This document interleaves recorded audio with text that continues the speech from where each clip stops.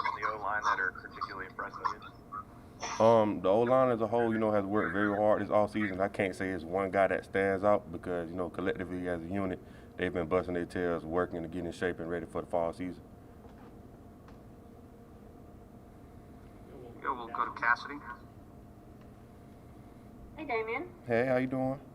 I'm good. How are you? I'm good, mama. Good to hear. Mullen told us yesterday that he had Dak Prescott talk to y'all last week. What all did he kind of impart, and what did you take away from that? Um, Long story short, he just told us to keep our feet while keep our heart where our feet at. Basically saying, with all the social injustice going on and everything going on in the community, try to focus where our feet at. So at that time, our feet were at the football facility. So focus on the football, aspect of our life, and then once we're outside of football, we can focus on something else. What does it mean to you to hear from the quarterback of the Dallas Cowboys say, like, hey, this is something I've struggled with as well, like, don't push it aside? Um, it feels good. It's reassuring. To see that everybody's going through this together, and it's a weird time for athletics right now, especially with COVID going on and everything and all the setbacks that's come with that. But just hearing that talk about all that and having Coach Mullen bring them in to speak to us, it kind of give us insight on that everybody's going through this together. Thanks so much, Jimmy. Yes, ma'am. We'll go to Edgar Thompson. Yeah, hey Dameon. Yo. Thanks for doing this. So how has Kyle evolved from this time last year to now? What differences do you see in him? Kyle Trask, excuse me. Kyle Trask? Yes. Sorry. Kyle has taken, tremendous steps and strides in becoming a leader. He's always been a great football player, but me personally, I've seen him taking strides in his leadership aspect of his game, and also he looks, more confident out there. Is it incredible to you when you think that this was a guy 5 years ago that like no one recruited? Like he had no D1 offers, I don't think. I'd had like one. No, it ain't incredible. I seen him put in the work to be where he's at right now. And all hats off to him. He busted his tail to get where he at right now. He stayed in his playbook. He stayed humble, and he was ready when it was his time. And last one, how much does a better running game last year? I know it was kind of hit or miss there some days. How much would a strong running game and balance just help this offense and help him? I feel like a strong running game can help any offense. That's one thing. The O line and the running backs. We have been working on that this fall camp. We're trying to get better. To take the load off of Kyle, so we don't be one-dimensional. We're trying to become more balanced and become a better football team. Thank you, Dameon. Yes, sir. All right, we'll go to David Waters. After seeing what Piron did last season, was there more of a focus on being more of a receiving threat for you and the rest of the running backs? I wouldn't say become more of a receiving threat, but we try to, the running backs, we try to help out as much as we can, in the running game and pass game as well as pass protection. So, Piron obviously, it left a huge void for us to fill in, but we keep working every day to fill that void and, live up to our expectations. Thanks, David.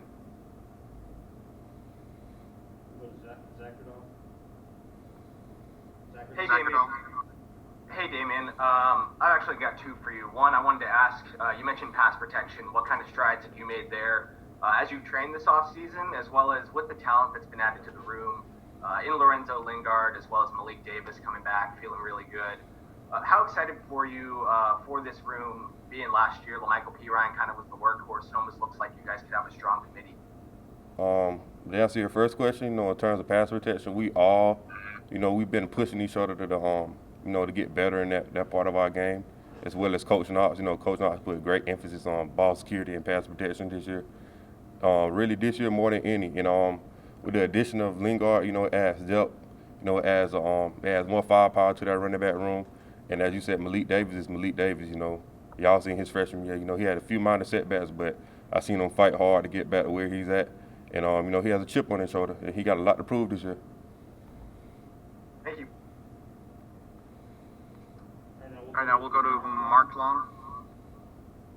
Hey, Dameon, I was going to ask about Malik.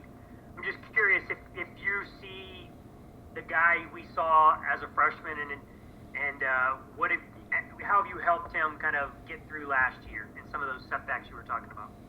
Honestly, it's kind of hard. It's kind of hard to help any football player, going, especially the injuries he had, having it back-to-back years. That's kind of tough on any football player, but more than anything, I was being there as a brother, for more support if he needed it. But, Malik, he's not very outspoken. He tends to fight his battles very well, and he handles himself very well. So I didn't have to, push him along, to motivate him every day at practice. He came to practice every day ready to work, ready to get better. And he's back to where he was. He really never left, in my eyes. It was more of a confidence thing. He has confidence back. Like I said, he has a chip on his shoulder. He's ready to play.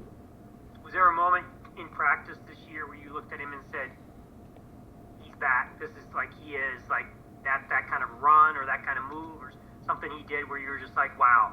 Every day. I see it every day.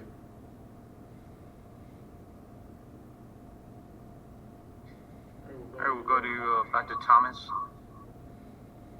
Yeah, Dameon, I know you guys brought in obviously a lot of really talented younger players. I was wondering which guys maybe jumped out the most to you. Oh, it's a lot. Those young guys are working. I see it. Obviously I see it. I can't really pinpoint one because all of them, they got their certain days. And they just working hard. I love this young group that's come in. Especially with, like I said earlier, it's crazy times for football. Like to see that adversity that they're going through and to see the way they're handling it pretty well. We'll go to Cassidy. Okay, Dameon, I know that it was probably a little tough with COVID and having to be in quarantine. While you were home, I have to know, did you get to go hog hunting or anything like that? No, when I was home, man, I took this personal time. I was with my mama half the time, and she hated it when I had to go back to campus. But that's football for especially with football. You don't really get that much time to be with your family, especially like during the holidays or what it may be or whatever. But I took this time, to really take advantage of that family time, be around, people I usually don't get to see that often. And also I took advantage of the time, to get in some extra training. Smart man, spending time with mama. And then Coach Mullen has talked about wanting to be really supportive of the players as y'all address social justice issues and things like that. Does that carry a little more weight for you being from Bainbridge and knowing that so much of this social justice push this year started there? I'm not sure what you're asking, Miss Cassie. Does the push that Coach Mullen has talked about, like supporting y'all in social justice issues, marches, protests, like does it mean more to you, I guess, knowing that so much of that started this year in Bainbridge? Yes, ma'am. Especially a guy like Coach Mullen, he tries to put his athletes first, and that's one thing I admire about Coach Mullen. He put himself in our shoes, and he trying to understand it from our point of view. And like I said, he marched with us. That's about the epitome of leadership that you can get from a coach. He's there with his players.